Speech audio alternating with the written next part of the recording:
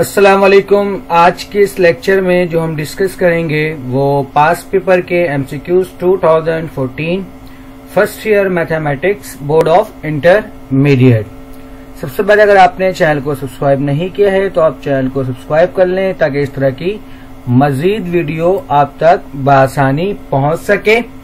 और इसके साथ ही साथ मैं आपको बताना चलूं कि इस चैनल पर चैप्टर वाइज भी लेक्चर मौजूद है, तो ये आपको जब आप सेकेंड ईयर में जाओगे तो वहां भी आपको फायदा होगा। और इसके अलावा यूनिवर्सिटी की भी कैलकुलस के कुछ टॉपिक यहाँ पर मौजूद हैं, तो वहां भी आपको इससे बहुत फायदा होगा। और इसके अलावा एमसीक्यूज वगैरह सब अपलोड है। तो स्टार्ट करते हैं आज का लेक्चर। हमारे पास जो पहला एमसीक्यूज है, the real part of 2 iota minus 3 iota.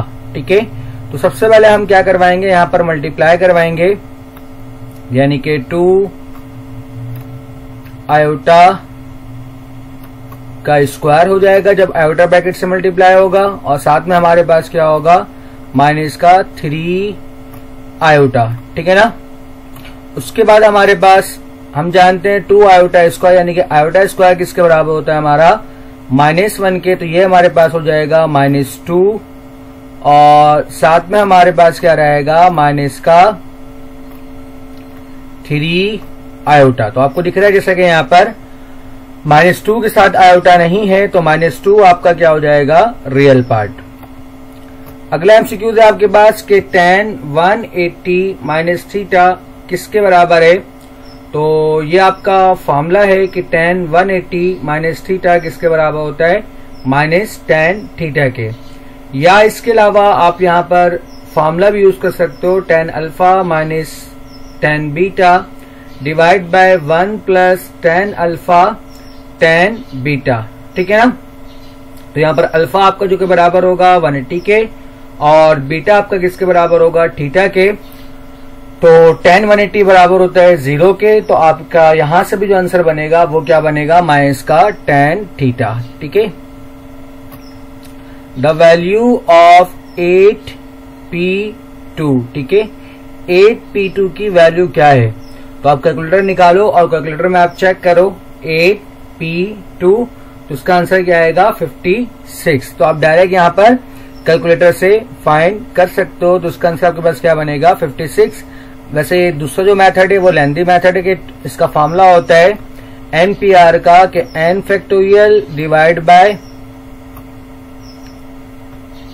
n minus r, यानी कि 8 -2 का होल फैक्टोरियल। ठीक है, यानी कि n factorial divide by n minus r का होल फैक्टोरियल। तो ये आपके पास ऊपर जो है 8 फैक्टोरियल आपका वैसे ही रहेगा और 8 - 2 आपके पास क्या होता है, 6 फैक्टोरियल। तो नीचे आपके पास क्या आएगा, 6 फैक्टोरियल। तो इसका मतलब 8 को हम 6 तक एक्सपेंड कर लेंगे। तो आप जानते हो कि 8 सबसे पहले जिसके साथ फैक्टोरियल होता है आप उसको लिखते हो, यानी कि 8 को आप लिखोगे। उसके बाद 8 में एक कम करोगे, यानी कि क्या हो जाएगा, 7। और उसके बाद फिर आप क्या करोगे, मजीद 8 में एक कम करोगे, तो आपके पास ये क्या हो जाएगा, 6। चूंकि डिनोमिनेटर में 6 है तो यहाँ पर अब स्टॉप कर दोगे। तो हम जानते हैं जब कभी भी हम 1 से पहले स्टॉप करते हैं तो फैक्टोरियल के साथ स्टॉप करते हैं। तो और नीचे हमारे पास क्या है, 6 फैक्टोरियल। तो 6 फैक्टोरियल से 6 फैक्टोरियल आपका क्या होगा, कैंसिल। और 8 × 7 आपके पास क्या बनता है, 56। तो दोनों तरीके से आप क्या कर सकते हो, फाइंड कर सकते हो। उसके बाद आपके पास जो फॉर्मूला है, द मल्टीप्लिकेटिव इनवर्स ऑफ -3, 8। तो हम जानते हैं मल्टीप्लिकेटिव इनवर्स का फॉर्मूला होता है a/a² plus b² -b/a² plus b²। तो आपको यहाँ पर दिख रहा है कि जो चौथा ऑप्शन है वहीं यहाँ पर इस तरह यहाँ पर कैलकुलेट करने की जरूरत भी नहीं है आपको, क्योंकि पहला क्या है 3, -8। तो ये तो पॉसिबल नहीं है क्योंकि a/a² प्लस b² होता है। अगला ऑप्शन है -1/3, तो ये भी पॉसिबल नहीं है। अगला 1/3, तो ये भी पॉसिबल नहीं है। तो आखिर में कौन सा है, -3/73, -8/73, क्योंकि a/a² plus b² -b/a² plus b² होता है। या आप फॉर्मूले पुट करके इसकी आप वैल्यू फाइंड कर लो।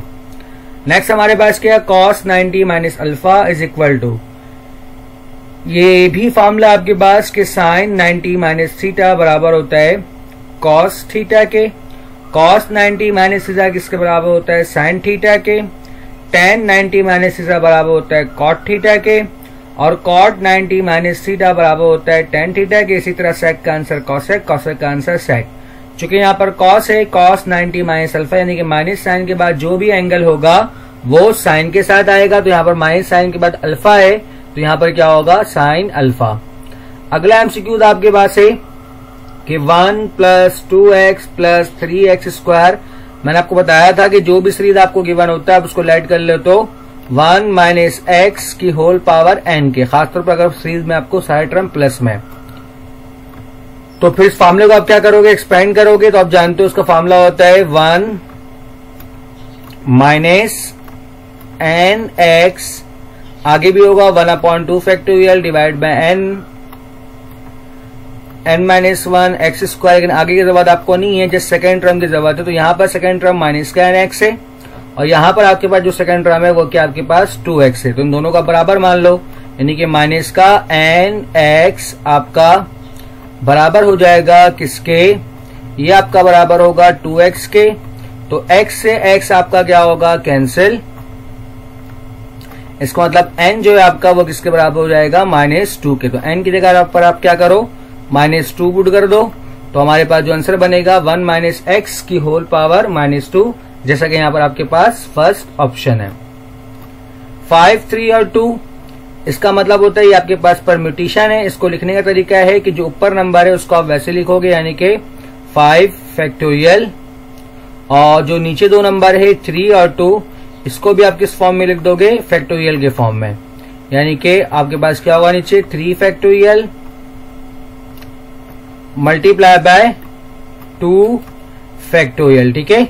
बाकी इसको आप सिंप्लीफाई कर लो। तो आप जानते हो ऊपर आपके पास 5 फैक्टोरियल है और नीचे 3 फैक्टोरियल है, तो 5 को 3 तक आप एक्सपेंड करो तो 5, अभी मैंने आपको बताया था 5 मल्टीप्लाई 4 और मल्टीप्लाई आपके पास क्या है 3।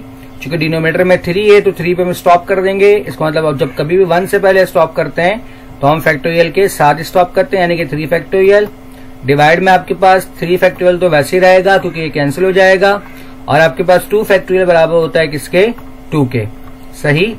तो इस तरह आपका 3 फैक्टोरियल से 3 फैक्टोरियल आपका क्या होगा, कैंसिल, और यहां से 2 और 4 को भी कैंसिल करो तो 2 मल्टीप्लाई 1 2, और 2 मल्टीप्लाई 2 आपके पास क्या होगा 4, और 5 मल्टीप्लाई 2 आपके पास क्या बनता है 10। इस तरह जो इसका आंसर होगा वो क्या होगा, 10 होगा। अगला एमसीक्यू नंबर 8 है, if omega is a complex cube root of unity then 1 plus omega square का whole square will be equal to. तो हम जानते हैं 1 प्लस ओमेगा स्क्वायर बराबर किसके होता है, 0 के, यानी कि ये कंप्लीट जो आपके पास है किसके बराबर है, 0 के बराबर है, और 0 का स्क्वायर आपके पास क्या होता है, 0 होता है। Next, if order of matrices A and B respectively are 2/3 and 3/4 then the order of AB। तो सबसे पहले मैट्रिक्स मल्टीप्लाई होने के लिए फर्स्ट मैट्रिक्स का कॉलम और दूसरे मैट्रिक्स का रॉ सेम होना चाहिए। जैसे आपको यहाँ पर दिख रहा है कि फर्स्ट मैट्रिक्स का कॉलम और दूसरे मैट्रिक्स का रॉ सेम है, तो मल्टीप्लीकेशन पॉसिबल है। मल्टीप्लाई होने के बाद जो नया ऑर्डर होता है वो क्या होता है, फर्स्ट मैट्रिक्स का रॉ और सेकेंड मैट्रिक्स का कॉलम, यानी कि जो नया ऑर्डर बनेगा वो क्या बनेगा, 2/4। अगला हमारे पास है 4 2 3 लैम्डा। तो इज आ सिंगुलर, अगर ये सिंगुलर है तो उसका डिटर्मिनेंट किसके बराबर होगा, 0 के। तो उसका डिटर्मिनेंट को किसके बराबर लो, 0 के बराबर लो। सबसे पहले हम जानते हैं कि हम मेन डायगोनल को मल्टीप्लाई करते हैं और फिर अदर डायगोनल को। तो ये आपके पास ये क्या बनेगा, 4 लैम्डा, और बीच में माइनस साइन आता है तो माइनस साइन, और फिर 2 मल्टीप्लाई 3 कितना होता है, 6। क्योंकि सिंगुलर है तो उसका डिटर्मिनेंट किसके बराबर होगा, हमारे पास 0 के बराबर होगा, ठीक है। तो यहां से मैं लिख सकता हूं इसको 4 लैम्डा इक्वल टू 6। चूंकि 4 मल्टीप्लाई में राइट साइड पर जाए क्या होगा, डिवाइड में, तो आपके पास यहां से क्या बनेगा, लैम्डा इक्वल टू 6/4, ठीक है। और जब इसको आप कैंसिल करोगे 6 और 4 को, तो आप 2 के टेबल से कैंसिल कर लो, तो 2 मल्टीप्लाई 3 होता है 6 और 2 मल्टीप्लाई 2 क्या होता है 4। इसका आंसर क्या होगा, 3/2। अगला एमसीक्यू आपके पास है n factorial divide by n plus 1 का whole factorial is equal to. तो सबसे पहले हम प्लस वाले को एक्सपेंड करते हैं, तो हमारे पास n फैक्टोरियल को हम वैसे लिखेंगे, डिनोमिनेटर में n प्लस 1 है तो हम जानते हैं जिस चीज के ऊपर फैक्टोरियल होता है सबसे पहले हम उसको लिखते हैं, यानी कि n+1 हमारा वैसे लिखाएगा। फिर उसमें हम क्या करते हैं, एक माइनस करते हैं, यानी कि n+1 में जब एक माइनस करोगे तो +1 से -1 क्या होगा, कैंसिल, जस्ट क्या बच जाएगा n। क्योंकि ऊपर n है तो इसलिए हम यहीं पर स्टॉप कर देंगे। तो जब कभी भी 1 से पहले स्टॉप करते हैं तो फैक्टोरियल के साथ स्टॉप करते हैं, तो ये हमारे पास क्या रहेगा, n फैक्टोरियल। तो n फैक्टोरियल से n फैक्टोरियल कैंसिल होगा, आंसर क्या आएगा आपके पास 1/n+1। The period of tan, तो tan का पीरियड क्या होता है, पाई। tan और cot का पीरियड होता है पाई। sin, cos, sec और cosec का पीरियड होता है 2π। तो यहाँ पर tan पूछ रहा है तो उसका पीरियड क्या होगा, पाई होगा। अगला आपके पास सम ऑफ n³, तो उसका फॉर्मूला होता है n+1 डिवाइड बाई 2 का होल स्क्वायर। तो जब स्क्वायर अप्लाई करोगे तो ये बन जाएगा n² n+1 का होल स्क्वायर डिवाइड बाय 4। तो पहला ऑप्शन इसका सही ऑप्शन है। The middle term in the expansion, चूंकि पावर 20 है और 20 मतलब इवन नंबर है, तो उसका फॉर्मूला क्या होता है, n+2 डिवाइड बाई 2। तो n बराबर है 20 के +2 और आपके पास क्या रहेगा, डिवाइड बाय 2। तो 20 + 2 कितना होता है आपके पास, 22 और डिवाइड में आपके पास क्या है, 2 है। तो 22 डिवाइड बाय 2 आपके पास कितना हो जाएगा, ये होता है 11। तो इसका आंसर क्या होगा, 11th जो टर्म है वो क्या है, मिडिल टर्म है। If a balance die is rolled then the probability of getting 3 की क्या चांसेस है। तो मैंने आपको बताया था कि प्रोबेबिलिटी का मतलब होता है कि जो टोटल आउटकम है उसको हम कहाँ लिखते हैं, डिनोमिनेटर में। यानी जब कभी भी हम डाई को थ्रो करते हैं तो क्या क्या आ सकता है, तो या तो 1 आएगा या 2 या 3 या 4 या 5 या 6, यानी कि 6 पॉसिबिलिटीज है, इसलिए डिनोमिनेटर में हम क्या लिखेंगे, 6। अब उस डाई के अंदर 3 कितनी बार है, हमें 3 नहीं लिखना है, हमें लिखना है कि 3 कितने बार है। तो उस डाई के अंदर 3 एक बार है, तो हम यहाँ पर ऊपर क्या लिखेंगे, 1। तो इसका मतलब इसका जो आंसर होगा वो क्या होगा, 1/6। ठीक है। इसी तरह 2 की प्रोबेबिलिटी क्या होगी, 1/6। 1 की प्रोबेबिलिटी क्या होगी, 1/6, यानी कि हर एक नंबर की प्रोबेबिलिटी क्या होगी, 1/6। अगला हमारे पास 1/1 + tan² है। तो हम जानते हैं कि 1 + tan² बराबर होता है आपका sec² के, यानी कि डिनोमिनेटर में आपके पास क्या आएगा, sec² थीटा, और ऊपर आपके पास क्या है, 1 है, तो 1 वैसे ही रहेगा। और आप जानते हो 1/sec जो है आपका किसके बराबर है, cos के, तो उसका आंसर क्या होगा आपके पास, cos² theta.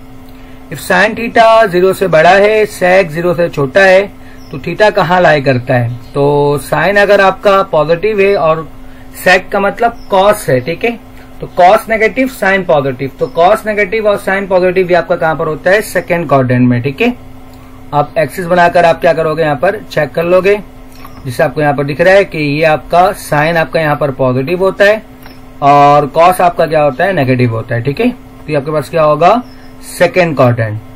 The total number of term in the binomial expansion, total number of term निकालने के लिए हम पावर को चेक करते हैं कि जो भी पावर है टर्म उससे एक ज्यादा होगा। तो पावर यहाँ पर n है तो टर्म क्या होगा, n+1। अगर पावर 10 होता तो 11, 12 होता तो 13, यानी कि जो भी पावर है टर्म उससे क्या होगा, एक ज्यादा होगा। अगला एमसीक्यूज है 19, the roots of a quadratic equation are equal. तो इक्वल कब होता है, जब b² - 4ac 0 के बराबर। इक्वल में b² - 4ac 0 के बराबर होता है, रियल में 0 से बड़ा होता है और कॉम्प्लेक्स में या इमेजिनरी में 0 से छोटा होता है। Last MCQ, the harmonic of 2 and 5 is, यानी कि इसका आपको हार्मोनिक मीन निकालना है 2 and 5 का। तो हार्मोनिक मीन का फॉर्मूला होता है आपके पास 2ab/a+b। ठीक है, ये आपके पास हार्मोनिक मीन का फॉर्मूला है। तो 2a किसके बराबर है, a आपका बराबर है 2 के, b आपका किसके बराबर है 5 के, 2ab और डिवाइड में क्या होता है a+b, यानी कि a आपका बराबर है 2 के और ये आपका बराबर है 5 के। ठीक है, तो ऊपर आप मल्टीप्लाई करवाओ, 2 × 2 4 और 4 × 5 कितना होता है 20 और डिवाइड में 2 + 5 हो रहा है, तो 2 + 5 किसके बराबर होता है 7 के। तो इसका आंसर क्या आएगा आपके पास 20/7। तो उम्मीद करता हूं कि आज का लेक्चर आपको समझ में आया होगा। वीडियो देखने के लिए शुक्रिया, अल्लाह हाफिज।